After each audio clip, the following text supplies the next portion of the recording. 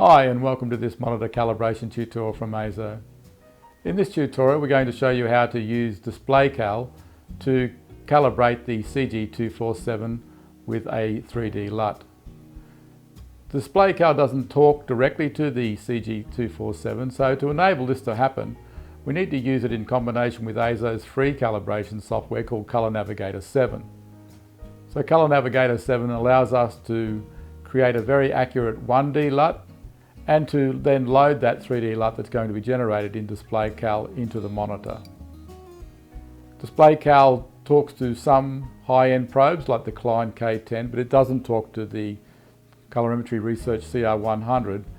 So we'll be using the i1 Display Pro to show you how to calibrate the CG247X. So there's some differences between the 247 and the CG319 or the CG279, and those importance are quite critical. So if you've watched the CG319 and CG279 tutorial, this tutorial will have some added information at the end to enable you to have the LUT correctly scaled and uploaded into the monitor, as well as the correct signal format from your grading or editing software. To be able to calibrate DisplayCal, we have to first of all use Color Navigator 7 to create a 1D LUT calibration to its native color space. So to do that we just start up Color Navigator, and when we do that we get this little box coming up here because we've got the 247 connected via a Blackmagic card, so you might have an EIZO card or a Bluefish card, but it's not connected via the graphics card on the computer. So you just select OK, and then the Color Navigator 7 will talk to the 247. And there's one really important selection that we have to make within Color Navigator 7 before we start to calibrate. Color Navigator 7 is primarily designed from a photographic background, and as such it uses ICC profiles. In our post-production workflow we're not using ICC profiles, as our main monitor, our EIZO monitor, is connected via a third-party card, in this case a Blackmagic card, but it could be an EIZO card or a Bluefish card of some sort, but it is not using the graphics output of the computer. So what we need to do is to go up to Preferences, select Preferences, and then in the General tab we have to go all the way down and make sure we select this tick box, Do not apply an ICC profile. You remember when we had that first dialog box we quickly came up and said OK? Well, that means that if we didn't click this box, an ICC profile would be created by Color Navigator 7 and applied, which is actually then for the GUI, which is incorrect. So we want to make sure that we don't apply any ICC profiles to the GUI monitor that we're using to drive Color Navigator 7 for when we're going to calibrate our monitor. Another setting that needs to be considered if you're going to be using the i1 Display Pro in a combination with Color Navigator 7 and DisplayCal is the fact that the i1 Display Pro has built-in spectral data based on a batch that X-Rite put into that i1 Display Pro. The files are called EDR files, and what they are there for is to create a correction offset for certain display technologies. So they can vary. Within Color Navigator 7 it uses the RG Phosphor Family 25th July 12, which is a standard offset that X-Rite has within the i1 Display Pros. But what Color Navigator 7 engineers have done at the factory is also have created some additional offsets to make it more correct for the spectral displays of the EIZO monitor. And that's automatically selected when you start Color Navigator up. So if you choose the same offset, the same EDR file in DisplayCal that's used in Color Navigator 7, it's highly likely that you will find that there's a measurement difference.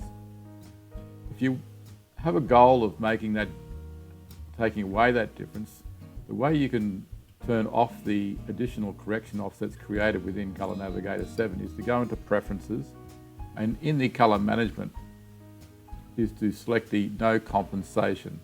The No Compensation method will just use the straight EDR file that's created and installed by X-Rite for that i1 Display Pro. So if you use that method and use the same EDR file within DisplayCal, and those EDR files can be found here under the correction, and the EDR file that is the RG phosphor family is this one here. If you hold it, you can see that RG phosphor family, 25th July 12. That means that EDR will match this EDR. That does not mean that your i1 Display Pro will be absolutely correct for this specific display, but it does mean that the Color Navigator 7 measurement and the DisplayCal measurement will equate to each other because the measurement is being done by the i1 Display Pro and then reported back to the software. So the choice is yours, but if you use that, there's a highly likely that you will get some difference because you're using different offsets between the two different programs. Okay, so at the moment we've got all the presets and it's selected on Rec 709. So we want to go and select Cal 2, so we just simply select Cal 2 like so. And now we need to set up the target color space or standard specification we want to calibrate to. So we can just go into target settings, edit, and then we can give this a name so we can use it later on and we know what it's about. So let's call it DisplayCal Native. So we're going to create a 1D LUT and calibrate that to its wide gamut, so DisplayCal can then profile that wide gamut but have the grayscale in a very, very highly precise mode. So we select and tune it for 100 nits. Black level is always minimum. It's white point, it's easy, you can type in the color temperature, it's easy to go and select a preset D65 and you can see the offsets here that are correct. The standard gamma we're going to be calibrating for is 2.4, and the color gamut is going to be left at native. So it's going to have a highly precise 1D LUT and the gamut's going to be left in the native mode, so it's very wide for DisplayCal to work with. Once we do that, we just hit OK. And it'll come up and say the monitor is not calibrated. So the way we do this, we use the log view LUT, which is can be used for creating a look LUT if you like, if you've calibrated the monitor using the Color Navigator 7 to Rec 709 for instance. But we also use it as a 3D calibration LUT. But before we can actually load that, this slot needs to be calibrated by Color Navigator 7. So we just simply go into the Calibrate, and we've got various choices. It obviously got the built-in sensor, but it also talks to the i1 Display Pro Plus, which has the offsets built in for the 247. So for that we can use the i1 Display Pro, and we just hit center, and then it gives you that sort of a thing. Make sure your probe is all correct on your grading monitor. We just hit proceed, and then it'll go through and do its internal calibration for the 1D LUT at 100 nits with a 2.4 gamma EOTF. So that just takes a few moments. Once it's done that, it then goes back to the screen. It'll give you a bit of a readout of where things ended up, and then you simply hit finish. So this is all ready to go now for our DisplayCal. So we've got the 2.4 D65 100 nit, but it's native gamma, so it's still in its wide gamut mode. So we just close that down. So here we are in DisplayCal to start profiling and creating a 3D LUT for the calibration of the CG247X. So the easiest way to do this is to start by getting the settings and going down to Resolve and the 3D LUT for Resolve. And that loads a preset for you already, so it enables the 3D LUT here. If that's not enabled, then you can go to here in the options and enable 3D LUT. But using this 3D LUT for Resolve should set things up for you as a basic start. So we go to the instrument display, so we're going to be using Resolve. I1 Display Pro in this case is our meter. And you just can select that, and that'll then make sure everything's connected okay. We come down here, the output levels. Resolve is handling the scaling for the output to the monitor, but the correction is the most important part for the probe. So because it's a colorimeter, we need to go and make offset correction matrices to account for the different types of display. And if you've got just the standard generic display offsets, you would use an RG phosphor. You can download various offsets that have been created in the community, such as this one here from the Color Corrections website. But to match the Color Navigator 7 calibration, we must choose the RG phosphor file, which is this one here. And you can see that by hovering over that tab there. Next tab we go is the calibration. And here we have the coordinates, the 31273290, which is the D65 chromaticity points, and then we are going to be having the white, black and the EOTF as measured. The profiling, it's already picked up an XYZ LUT because we want to create a 3D LUT. And the test chart is an auto optimized, and it's selected 1553 as a default.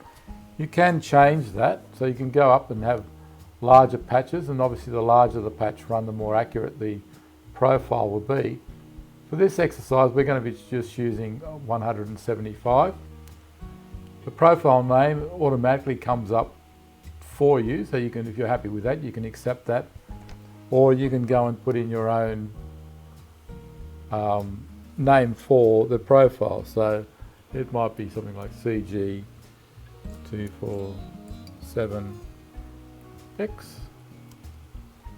and underscore rec 709, for instance. So that's what I'll use for this. So the next tab, which is the one that's a critical tab, because this is where the 3D LUT will be created. DisplayCal in this profile defaults to Rec 1886, which is fine. I just find the Rec 1886 means the shadows and the black deal is lifted too much for my liking, and the standard accepted practice for display calibration of professional monitors use a pure 2.4 gamma curve. So we'll do that in this situation. So you can either select custom, or you can select gamma 2.2 and then select 2.4 here, and that automatically defaults to custom. Now this selection here is important. You've got a choice between relative and absolute. So what you need to do is select relative, because that means this 2.4 gamma curve will start from the measured black point of the monitor. If you select absolute, it'll have the gamma curve calculated from a virtual zero nit function, which is not what we want. So we need to start this gamma curve from the measured black point. We do not want to have the VCGT information within the LUT. We've already calibrated to a very high precision using CN7 for the 1D LUT. We do want absolute colorimetric white point with scaling. In the latest version of Color Navigator 7 from the 30th of June 2021, you're able to use a .cube file, which is from Iridis or Blackmagic. They're one and the same basically. If you've got an earlier version of Color Navigator 7, then you need to use a 3DL, but I encourage you to upgrade to the latest version of Color Navigator 7. These two functions here, these two boxes, are critical to the CG247. The LUT position of the 247 is before the scaling and the component to RGB conversion. So, as I previously discussed, you need to feed the CG247X with RGB signals if you're using a 3D LUT. Also, you need to ensure that the LUT is scaled to match the input signal range. So when we come from a Resolve, we're normally using video levels, or from Avid or from Premiere Pro, there'll be video levels coming out of your Blackmagic, EIZO or Bluefish type device. So to scale the LUT accordingly, you need to put these two boxes and have them selected into the legal range, which is 16 to 235. And that'll ensure that the input signal range matches the RGB LUT range into the CG247X. That is critical. For the LUT resolution, we'll just select a standard old 17 by 17 by 17 cube. And once we've done that, we're ready to go. So we can just hit the Calibrate and Profile, and you get this familiar little start measurement box come up. And we've seen this before, where we go and measure our probe. And it'll take a little while to go and get this organized, about a minute or so. And then we can carry on to do the profiling. Okay, so once it's set up the measurement, I like to just do a start measurement. This is just a manual measurement, and you would normally use this to set the RGB white point of a monitor before you start doing the profiling, which makes it far better for the 3D LUT. But we already have calibrated the monitor previously with CN7. And so once we're happy with that, off we go. And we continue on to profiling. So this will take a little while. And when we finish, we'll come back and continue on. Okay, so once we've created the 3D LUT, we then go and to save that LUT, and we choose a place to do it. Now, Resolve will normally pick out the Resolve LUT file, because that's where the LUTs are loaded from in DaVinci Resolve. But we're not using DaVinci Resolve to operate the LUT. We're actually going to load it into the monitor ourselves. So we just pick a spot that we choose, that we can find.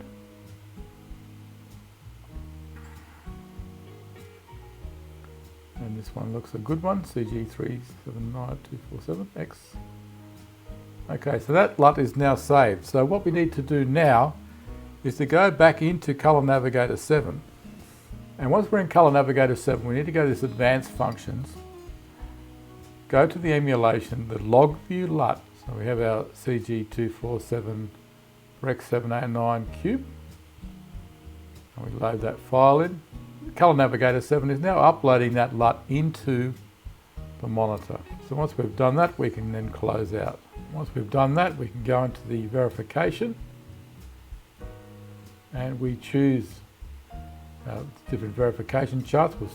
This one we'll choose with the 26 patches, but you can choose a variety of different verification charts. We need to choose a simulation profile, which is our Rec 709 ITU, and use that profile. We've got our custom curve here. We don't need to worry about the device link because it's not an ICC profile. We hit the measurement report, and we save that into a place where we want to keep our report. And then we start the measurement. And same thing, as we make sure the probe is correct. We're coming to the end of the profile now. Once it's done that, it'll open up the browser for you. And what we should be using is absolute values, so we're measuring the values from the measurements, and it's measured in lab. And you can see here that we get extremely good results throughout the calibration for the CG247 using DisplayCal. Down here are the various graphs, and you can hover your mouse over those and see where things are at. And that tells you the various values down the bottom of the screen.